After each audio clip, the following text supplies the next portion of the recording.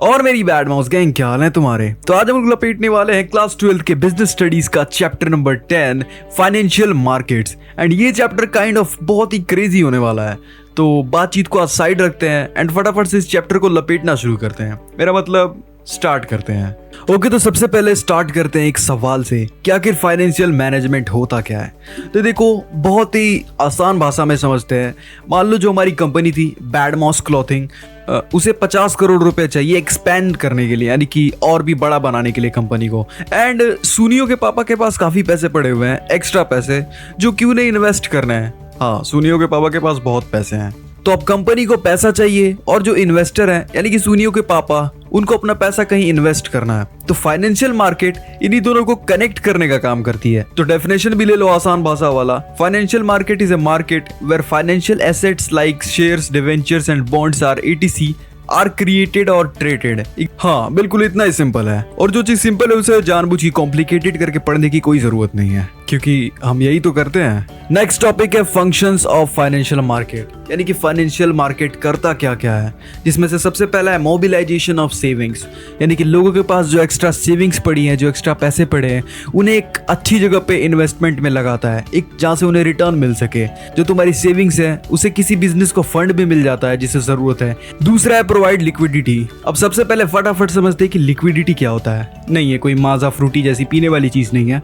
Liquidity decide करता है कि जो एसेट तुम्हारे पास पड़ा हुआ है, जो संपत्ति तुम्हारे पास पड़ी हुई है, उसमें कौन सी चीज जल्दी कैश में कन्वर्ट हो सकती है। मान लो तुम्हें इमरजेंसी में पैसे चाहिए होंगे, तुम्हारे पास कार पड़ी हुई है और सोना, तो इसमें से कौन सी चीज तुम्हें जल्दी कैश दिला सकती है? ऑब्वियसली सोना, क्योंकि कार बेचने जाओगे तो बहुत सारे डीलर से बात करनी पड़ेगी एंड सोना फटाक से बिक जाएगा और तुम्हें तुरंत कैश मिल जाएगा।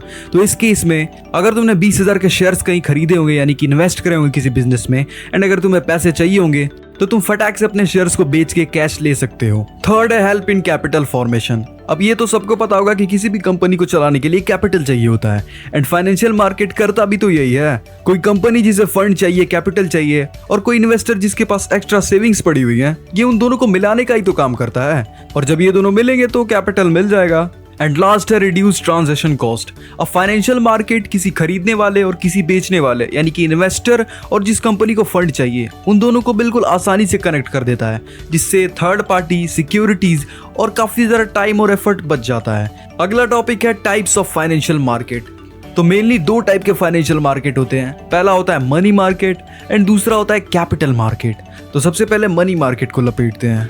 तो देखो, money market short term funds लेन देन के लिए होता है, यानी कि अगर तुम्हें थोड़े वक्त के लिए पैसे चाहिए, फंड चाहिए, एंड ये शॉर्ट टर्म को तुम 1-2 हफ्ते मत समझना, ये जनरली 1 साल या भाई 1 साल ही होता है, कहाँ जा रहा है।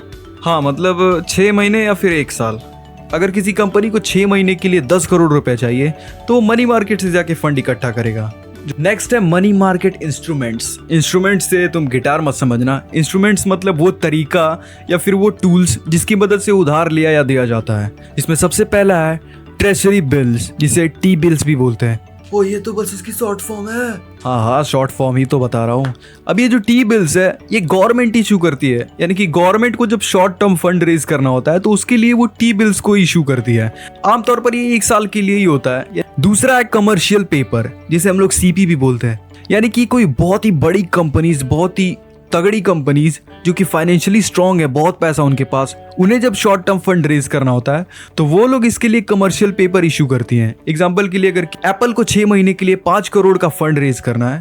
थर्ड है सर्टिफिकेट ऑफ डिपॉजिट, जिसे हम लोग CD भी बोलते हैं। ये इशू की जाती है बैंक या फिर फाइनेंशियल इंस्टीट्यूशंस और फाइनेंशियल इंस्टीट्यूशन। अरे यार, थूक खत्म हो जाता है ये बोलने में, तुम लोग समझ लेना। अब ये जो CD है, ये बैंक्स और ये जो भी फाइनेंशियल जो भी है, उन्हें जब शॉर्ट टर्म फंड रेज करना होता है तो वो इसे इशू करते हैं। And last but not the least, call money, यानी कि अगर कोई बैंक दूसरे बैंक से ही फंड रेज कर रही है बहुत ही शॉर्ट टर्म के लिए, और ये शॉर्ट टर्म सच में शॉर्ट टर्म बोल सकते हो तुम, यानी कि 1 से लेके 15 दिन तक, तो इसके लिए कॉल मनी होता है। दूसरा था कैपिटल मार्केट। मैं बताऊं, जो लॉन्ग टर्म के लिए फंड चाहिए। 7 करोड़, बिल्कुल सही जवाब। इसका मतलब मैं सच में जीनियस हूँ। तो कैपिटल मार्केट का इस्तेमाल होता है लॉन्ग टर्म के लिए फंड रेज करने के लिए। यूजुअली 1 साल से ज़्यादा के लिए, 1 साल से कम नहीं हो सकता। अगर किसी कंपनी को फैक्ट्री लगाने के लिए 100 करोड़ रुपए चाहिए, मान लो हमारी बैड मॉस क्लोथिंग के लिए, कहीं ये सच में ना खुल जाए, तो वो लोग शेयर्स इशू करते हैं या फिर डिवेंचर्स इशू करते हैं ऐसे लॉन्ग टर्म फंड रेज करने के लिए। तो कैपिटल मार्केट के 2 पार्ट होते हैं, पहला है प्राइमरी मार्केट एंड दूसरा है सेकेंडरी। तो प्राइमरी को लपेटते हैं। प्राइमरी मार्केट का मतलब होता है जब नई सिक्योरिटीज पहली बार इशू की जाती हैं, इसे न्यू इशू मार्केट भी कहते हैं। तो मान लो कि हमारी बैडमॉस क्लोथिंग कंपनी ने पहली बार अपने शेयर्स पब्लिक में इशू किए, जिसे कि आईपीओ भी बोलते हैं। अब आईपीओ क्या होता है और फटाफट से इसको भी लपेटते हैं।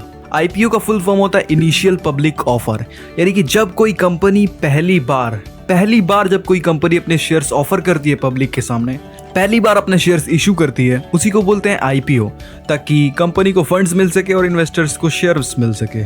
तो दूसरा था सेकेंडरी मार्केट। अब वर्ड्स पे थोड़ा ध्यान दो। प्राइमरी जहाँ नई चीजें मिलती हैं यानी कि नए शेयर्स, एंड सेकेंडरी जहाँ सेकेंड हैंड शेयर्स मिलते हैं यानी कि बिके हुए, जहाँ ऑलरेडी इशूड शेयर्स को खरीदा या बेचा जाता है।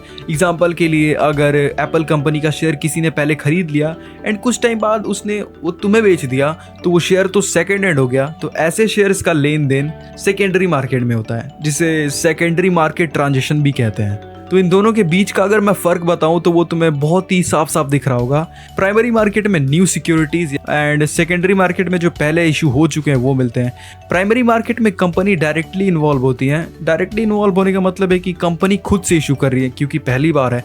एंड सेकेंडरी में तुम कंपनी से नहीं खरीद पाओगे क्योंकि ऑलरेडी वो कोई और खरीद चुका है, तो तुम्हें उससे खरीदना पड़ेगा जिसने खरीद रखा है। प्राइमरी में फर्स्ट टाइम इशू होता है एंड सेकेंडरी मार्केट में रीसेल होते हैं। प्राइमरी में जो शेयर्स इशू होते हैं उसे आईपीओ बोलते हैं एंड सेकेंडरी में जो शेयर्स इशू होते हैं उसे हम लोग स्टॉक एक्सचेंज बोलते हैं। अब ये स्टॉक एक्सचेंज क्या होता है? देखो, स्टॉक एक्सचेंज एक ऐसा मार्केट होता है, एक ऐसा ऑर्गेनाइज्ड मार्केट, यानी कि बहुत ही बढ़िया से चलने वाला, मक्खन की तरह। देखो, मेरा मतलब मक्खन की तरह से एक सिस्टमैटिक वे में चलने वाला। या सब्जी मार्केट की तरह और मच्छी मार्केट की तरह तुम्हें शेयर नहीं मिलेंगे 10 में 1, 10 में 2, जहाँ पे पहले से बिके हुए शेयर्स और सिक्योरिटीज को तुम खरीद या बेच सकते हो। एग्जाम्पल के लिए बॉम्बे स्टॉक एक्सचेंज हो गया, नेशनल स्टॉक एक्सचेंज हो गया, ये कुछ स्टॉक मार्केट्स हैं जहाँ पे तुम पुराने शेयर्स खरीद सकते हो जाके। वैसे तुम मुझे कमेंट करके ज़रूर बताना कि तुम बैडमॉस क्लोथिंग के शेयर्स खरीदने वाले हो या नहीं। ओके, तो next and last topic of this chapter, SEBI, SEBI, जिसका फुल फॉर्म होता है securities and exchange board of India. ये एक संस्था है जिसे बनाया गया था, यानी कि स्टेब्लिश किया गया था 1988 में, जो इस तरह के स्टॉक एक्सचेंज मार्केट्स पे नजर रखे एंड इन पे रूल रेगुलेशंस बनाया ताकि स्टॉक्स एक्सचेंज और शेयर मार्केट में कोई धांधली ना हो सके। लेकिन 1982 में गवर्नमेंट की तरफ से इसे कानूनन अधिकार मिल जाते हैं। ओह माय गॉड, कितना भारी लग रहा है सुनने में। यानी ये बना तो 1988 में ही था, लेकिन 1992 में जब सेबी एक्ट लागू होता है तो गवर्नमेंट की तरफ से सेबी को फुल पावर मिलती है कि वो इन सब चीजों पे, यानी कि स्टॉक खरीदने बेचने, इन सब चीजों पे कोई भी रूल्स रेगुलेशंस बना सकती है, उसे लागू कर सकती है। एंड अगर कोई मना करे या फिर बकैती करे तो उसके ऊपर एक्शन भी ले सकती है ताकि स्टॉक मार्केट में कोई गड़बड़ी ना हो। तो नेक्स्ट है ऑब्जेक्टिव्स ऑफ सेबी, यानी कि सेबी का मकसद क्या है। तो सबसे पहला है प्रोटेक्ट इन्वेस्टर्स। तो सेबी ये मेक श्योर करती है कि अगर तुम किसी कंपनी में इन्वेस्ट कर रहे हो तो तुम्हारे साथ फ्रॉड ना हो जाए। दूसरा है प्रमोट डेवलपमेंट। सिक्योरिटीज मार्केट का जो प्रॉपर डेवलपमेंट करना वो सेबी के ही हाथ में है। तो नेक्स्ट है फंक्शंस ऑफ सेबी। तो अभी जो मैंने बताया चीजें वही हैं, पर इसे थोड़ा और गहराई से लपेटते हैं। तो प्रोटेक्टिव फंक्शंस में सेबी का सबसे पहला फंक्शन आता है प्रिवेंट इनसाइडर ट्रेडिंग। अभी इनसाइडर ट्रेडिंग क्या होता है? मान लो तुम किसी कंपनी में CEO हो एंड तुम्हें पहले ही पता चल गया कि कंपनी अब प्रॉफिट कमाने वाली है, तो ये तो सीक्रेट इन्फॉर्मेशन है और तुमने पहले ही जाके कंपनी के सारे शेयर्स या फिर ज्यादातर शेयर्स खरीद लिए और इससे हो गया तुम्हें फायदा। तो तुमने कंपनी के अंदर होके उसके सीक्रेट इन्फॉर्मेशन का फायदा उठाया और यही करने से सेबी रोकती है, जिसे इनसाइडर ट्रेडिंग भी कहते हैं। दूसरा है प्रिवेंट्स अनफेयर ट्रेड प्रैक्टिसेस, यानी कि बहला फुसला के अगर तुम्हें कोई इन्वेस्ट कराना चाहता है किसी फ्रॉड कंपनी में मैनिपुलेट करके, इससे भी रोकने का काम सेबी ही करती है। दूसरा था डेवलपमेंट फंक्शंस। डेवलपमेंट के लिए सेबी क्या क्या करती है? तो पहला होता है इन्वेस्टर एजुकेशन। इन्वेस्टर्स को सिक्योरिटी मार्केट के बारे में बताती है सेबी, एजुकेट करती है कि देखो मार्केट ऐसे काम करता है। दूसरा है प्रमोट्स टेक्नोलॉजी। ऑनलाइन ट्रेडिंग जैसी जो चीजें होती हैं, अभी तुम देख रहे हो ऑनलाइन ट्रेडिंग काफी ज्यादा चल रही है और इसमें काफी बड़ा हाथ सेबी का है। एंड लास्ट है रेगुलेटरी फंक्शंस, यानी कि ये इन सब चीज़ों को मैनेज कैसे करती है, चलाती कैसे है। तो पहला रेगुलेटरी फंक्शन है रेगुलेट स्टॉक एक्सचेंज। तो स्टॉक एक्सचेंज के जो काम काज हैं उन पे ये लोग नजर रखते हैं, सेबी वाले, कि कोई गड़बड़ ना हो यहाँ पे। दूसरा है रजिस्टर्स इंटरमीडिएट्स, ब्रोकर और ये जो बैंकर्स हैं, म्यूचुअल फंड्स वाले हैं, इन सब को भी चलाने का काम सेबी ही करती है। और लास्ट है इंस्पेक्ट्स एंड इन्वेस्टिगेट्स, यानी कि अगर किसी भी मार्केट, किसी भी कंपनी या शेयर में उन्हें गड़बड़ लगे तो वो चाहे तो उस पे इन्वेस्टिगेट कर सकती है, और अगर कोई बकैती काट रहा है तो उस पे एक्शन भी ले सकती है। ओके, तो बैडमॉस गैंग वीडियो हो चुकी है खत्म। एंड अगर अभी तक तुमने चैनल को सब्सक्राइब नहीं किया तो बैडमॉस ही नहीं मित्र, चैनल को भी सब्सक्राइब करो और जुड़ जाओ बैडमॉस गैंग से। ये बहुत मजा आएगा भाई, सच में बैडमॉस गैंग में बहुत मजा है। इसके मास्टर नोट्स तुम्हें डिस्क्रिप्शन में बहुत जल्दी मिल जाएंगे। एंड अगर अभी तक तुमने गेमिंग चैनल को चेकआउट नहीं किया तो क्या कर रहे हो यार बैडमॉस, अभी जाके चेकआउट करो। वहाँ पे एक बहुत ही क्रेजी वीडियो आ चुकी है जिसे देखने के बाद तुम्हें एक नाम हमेशा याद रहेगा, वो है लाली। एंड अगर तुम्हारा कोई बैडमॉस दोस्त अभी भी परेशान है तो तुम्हें पता है क्या करना है, तुम इस वीडियो को शेयर करो ताकि वो अपना दिमाग और टाइम दोनों बचा सके। तो मैं मिलता हूँ तुमसे नेक्स्ट चैप्टर में, तब तक के लिए